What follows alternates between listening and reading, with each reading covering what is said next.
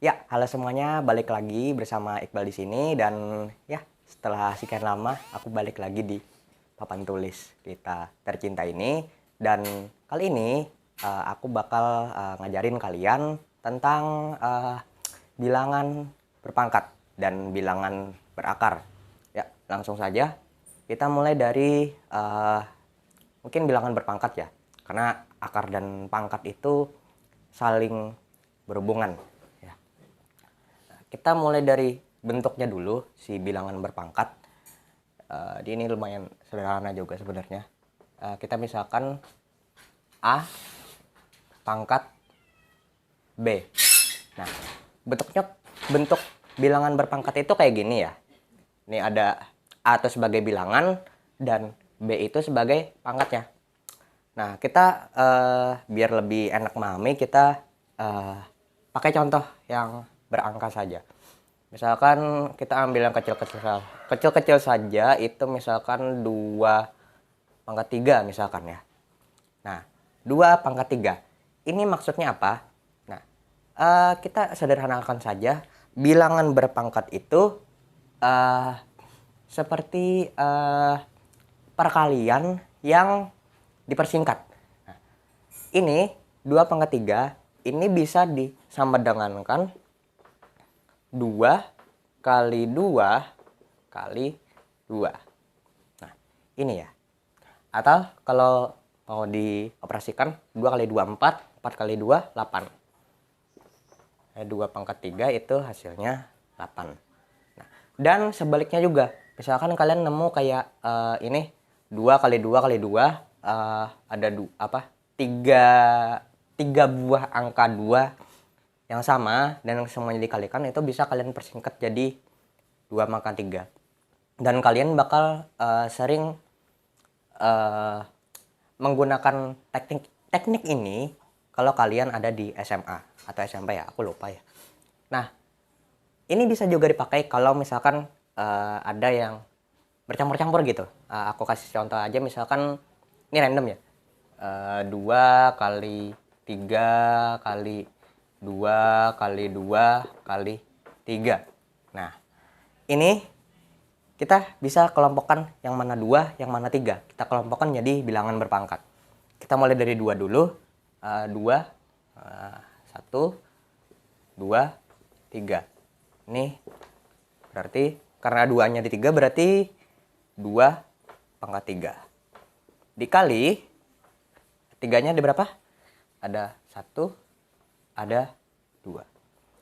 Dikali 3 pangkat 2. Jadi yang kayak gini kalian bisa sederhanakan menjadi seperti ini. Nah, lalu untuk bilangan perpangkatan sendiri atau bilangan berpangkat sendiri, untuk dasarnya sebenarnya itu sudah sampai situ aja, itu sudah selesai ya. Nah, mungkin kita lebih ke arah fakta-fakta atau tips-tips tentang bilangan berpangkat aja yang kita bahas di video kali ini. Kebanyakan ya, kalau bilangan berpangkat itu kan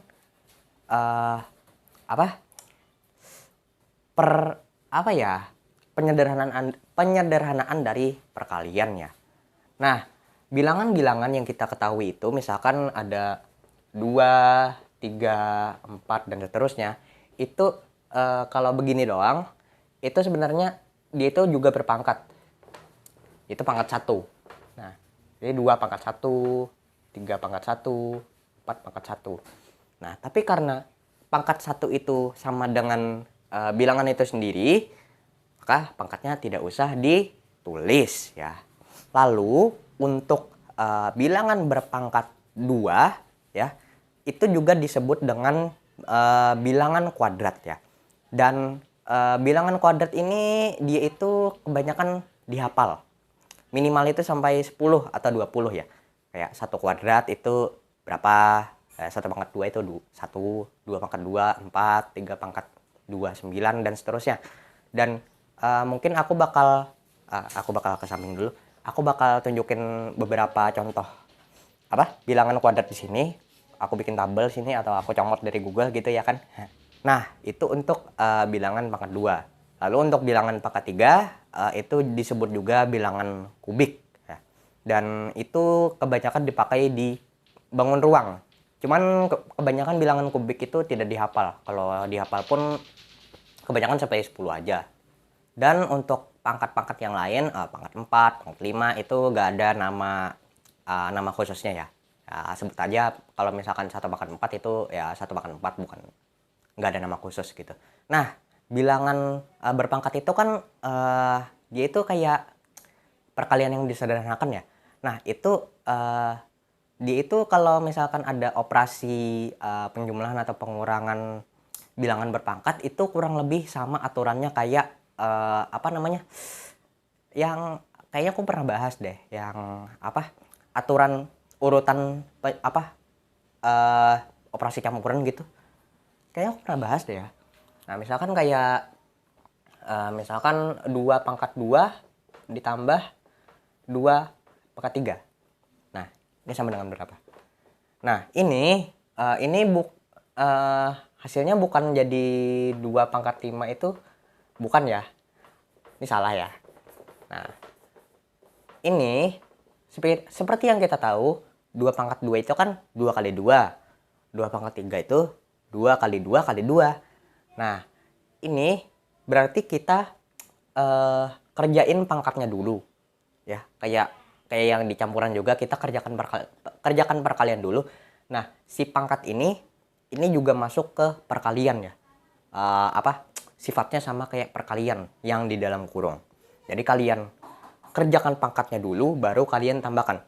2 pangkat 2, 2 kali 2 itu hasilnya 4.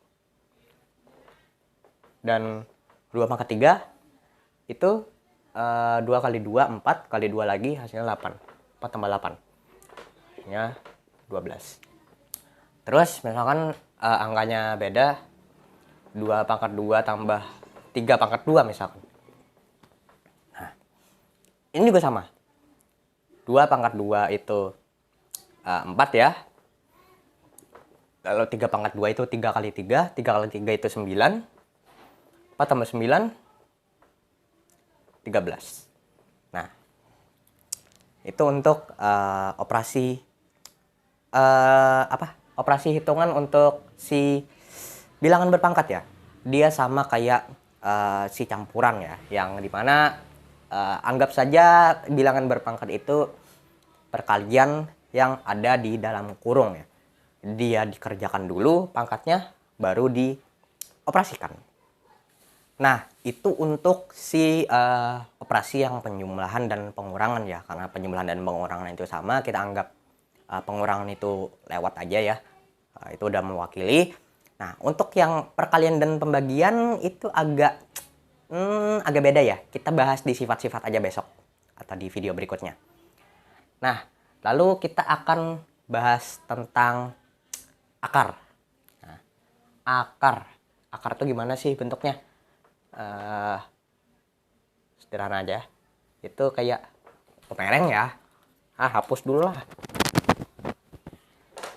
Akar itu kayak gini. Nah, kecil ya. Panjangin lagi lah. Nah, sama aja.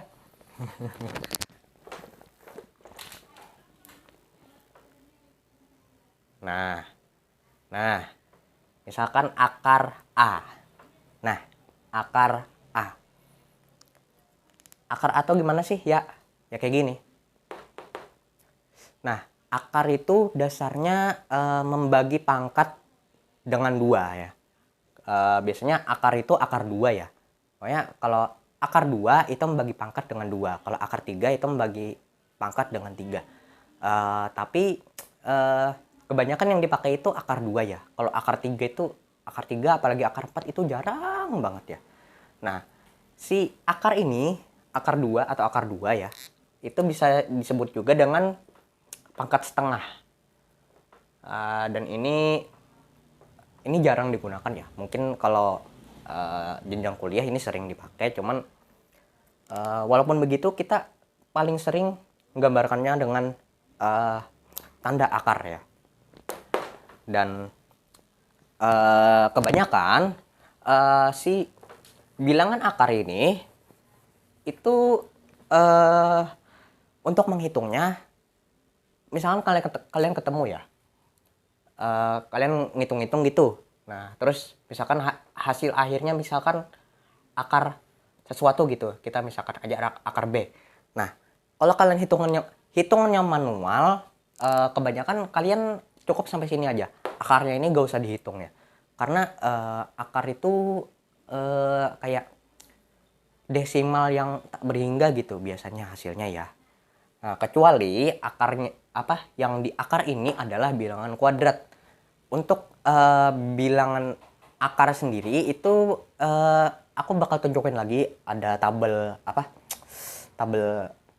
namanya? Tabel bilangan kuadrat. Nah, itu misalkan 2 pangkat, aku ambil contoh ya, 2 pangkat 2 itu hasilnya 4 ya. Nah, si 4 itu kalau kita akarkan itu balik jadi 2 pangkat 1. Nah, gitu guys. Kurang lebih konsep akar tuh kayak gitu ya. Nah, jadi intinya kalau kita nemu akar, nah misalkan ya, sifat akar tuh kayak gini ya. Kita misalkan akar A pangkat 2 itu bakal jadi A. Nah, ini yang pokoknya paling mudah diingat itu ini ya. Nah, kalau yang di dalam akar itu adalah hasil bilangan kuadrat, maka dia kayak gimana ya? Ya gitulah. Misalkan kita misalkan aja akar 4 ya. Nah, akar 4 itu kan 2 pangkat 2. Nah, akar 4 itu bakal jadi 4 ini kita sederhanakan jadi 2 pangkat 2. Nah, ini bakal jadi 2. Nah, misalkan lagi misalkan aja akar 9 ya. 9 itu kan 3 pangkat 2. Nah, akar 9 itu berarti hasilnya adalah 3. Dan kayak aku bilang tadi, akar itu kalau secara manual itu gak bisa dihitung. Dia harus pakai kalkulator.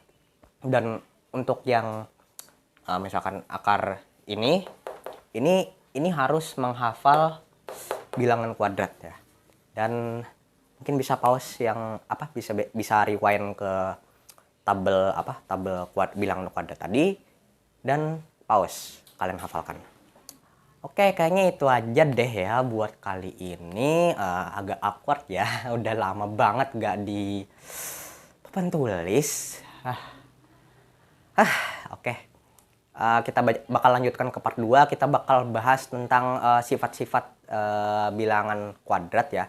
Mungkin aku bakal ambil materi dari kuliah, cuman ini masih berkaitan kok, masih bisa dipahami. Dan semoga bisa dipahami lah pokoknya kalau buat part 2 itu gak bakal rumit lah, aku jamin. Ya, mungkin itu saja buat kali ini. Kalian like aja kalau suka, dislike kalau gak suka. Kalau kalian merasa video ini informatif, jangan lupa share dan jangan lupa subscribe juga, karena aku bakal bikin video yang kayak gini lagi. Dan kayak biasa, see you at the next lesson. Goodbye.